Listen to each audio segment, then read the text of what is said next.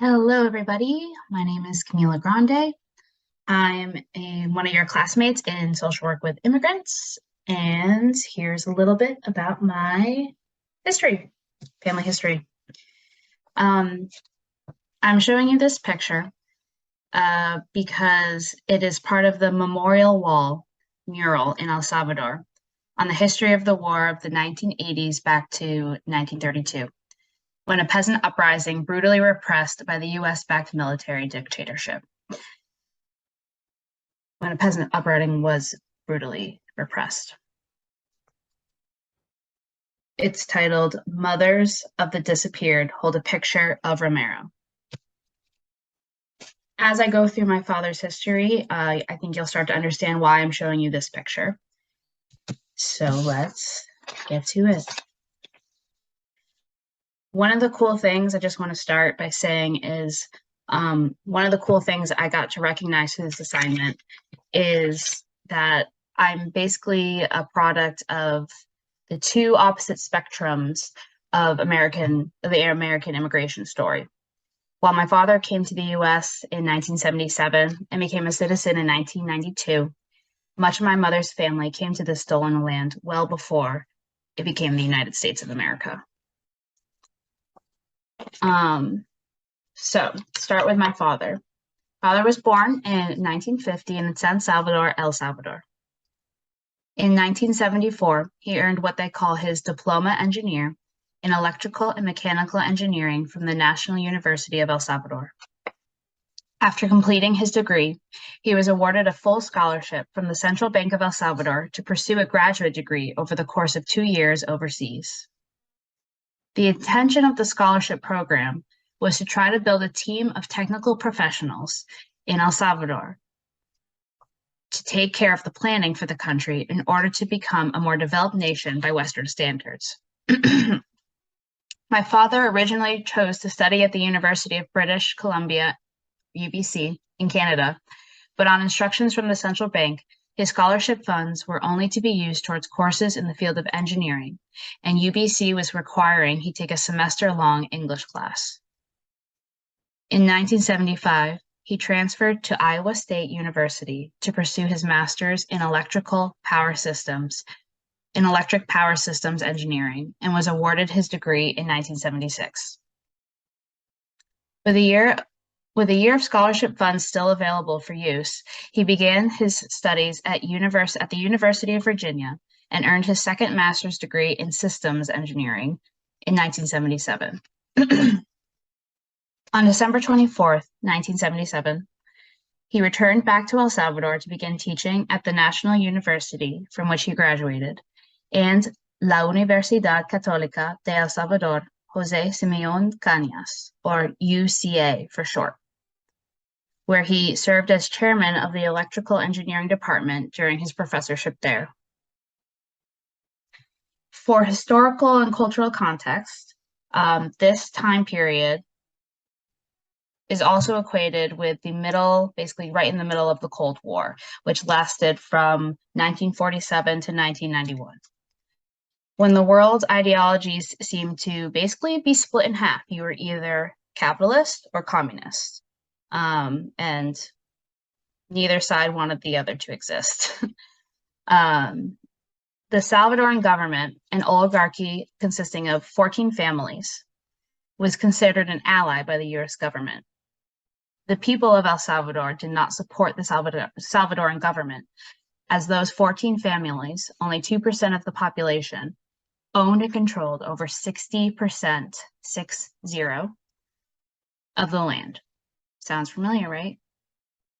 Throughout the 1900s, multiple communist factions were formed among the citizens, resulting in regular coups d'etats as they sought to bring equity in the form of economic, political, and civic justice for all the people of El Salvador. During the Carter and Reagan administrations, the US was providing on average $1 to $2 million per day to the Salvadoran government, along with military training and weapons, with the intention to destroy the opposition, also known as the citizens of El Salvador. Love it. Classic. In 1975,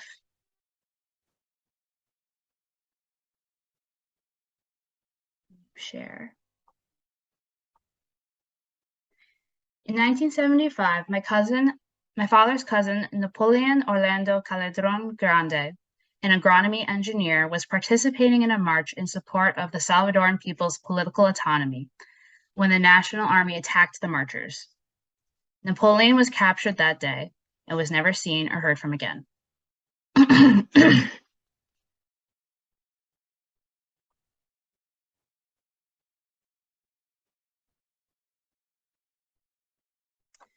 In 1980, one of the many death squads trained and funded by the US attacked the office of another of my father's cousins, Hector Miguel Calderon Grande, who was captured and also never seen or heard from again.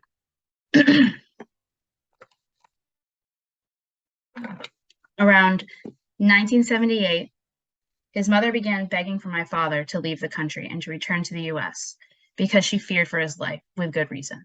In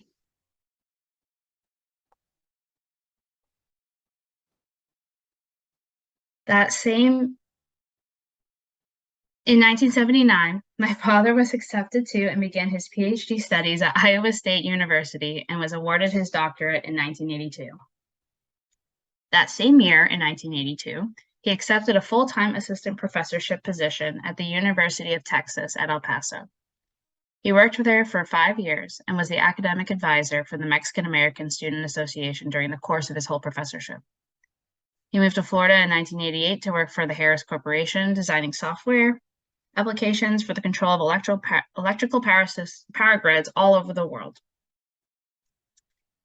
Then he moved to Schenectady in 1990 to work for GE, became a citizen in 1992, and now it's now. So one thing that is important to note that will also tie some of this in, you share.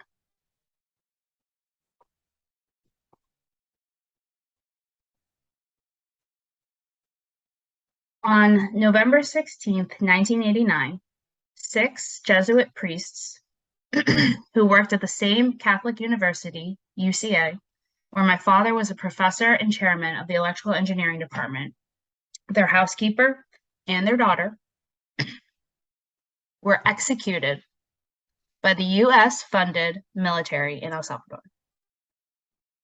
These men and women that you see here are only 6 of the over 75,000 citizens killed during the time of US involvement in Central America. We all saw in the PowerPoint that El Salvador is ranked number 5 in countries of origin of US immigrants. Hopefully, this brief history of the first half of my father's life can shed some light as to why so many Salvadorans have fled their country and immigrated to the US.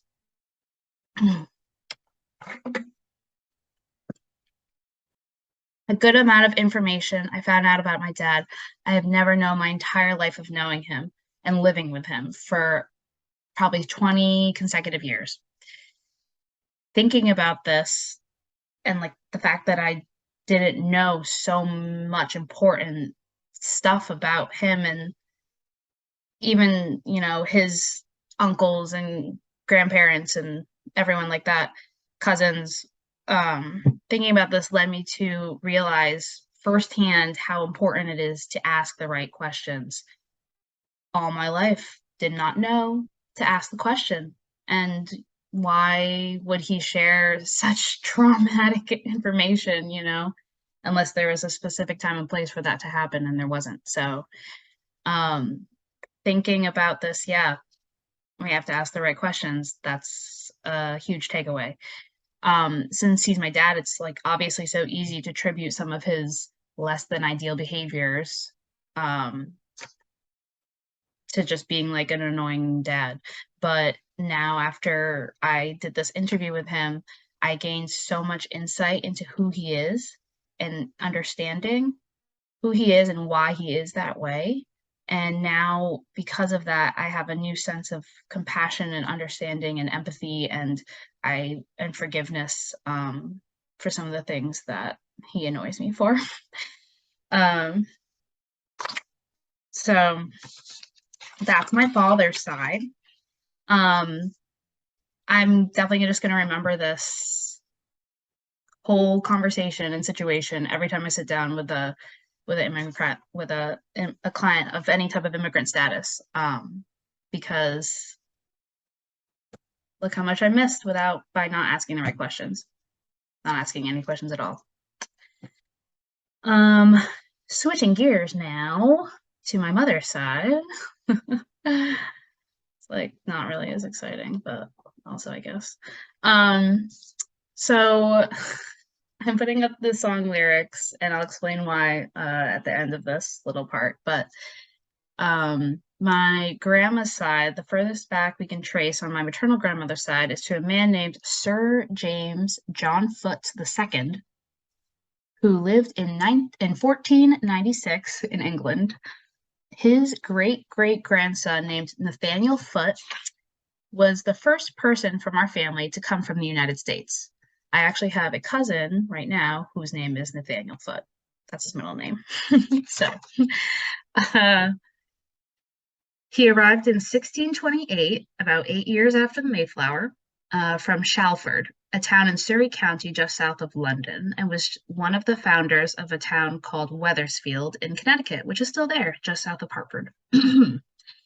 On my grandpa's side, the furthest back we can trace is to a man named Samuel Draffin in a place called Castle Blaney, located in County Monaghan in northeastern Ireland, which is the Protestant side, not the Catholic side. We don't know when exactly they emigrated to the U.S., but we do have record of a James Draffin, grandson of Samuel Draffin, who was born in 1862 in Woodstock, New York. So that's the immigration story of my mother's side. We can only assume what they had to go through, obviously, what they did themselves to other people, etc.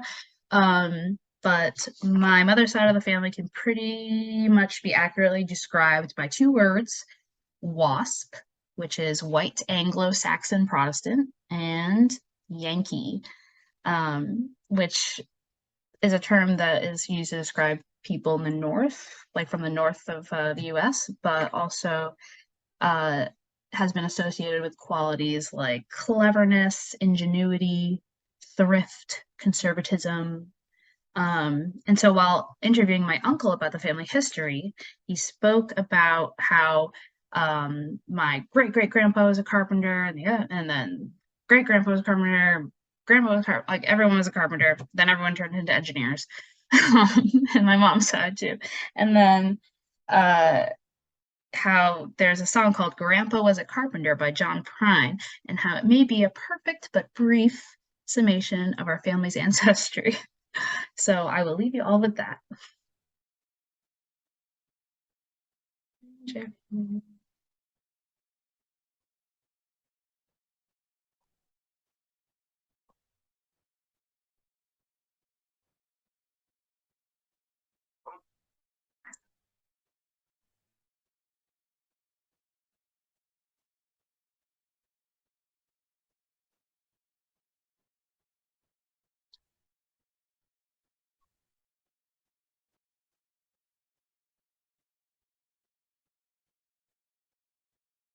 Oh no, I hope you can hear the...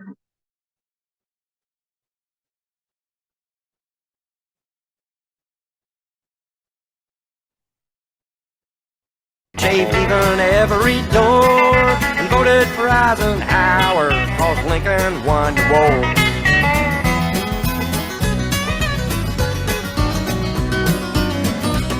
Well, he used to sing me Blood on the Saddle and rock me on his knee and let me listen to the radio before we got TV.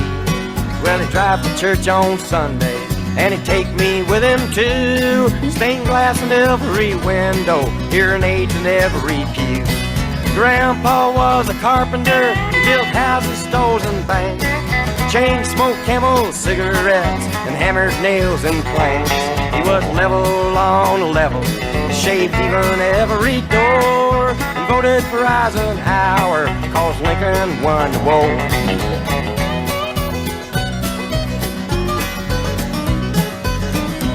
Now my grandma was a teacher, She was. went to school in Bowling Green, traded in a milking cow for a Singer sewing machine. That's true. Well, she called her husband Mister, and she walked real tall and bright, and used to buy me comic books after Grandpa died. Grandpa was a carpenter, he built houses, stores, and banks. Chain smoked Camel cigarettes and hammered nails and planks. He was level on level, shaved even every door, and voted for Eisenhower, cause Lincoln won the war. Woo! I hope you enjoyed. About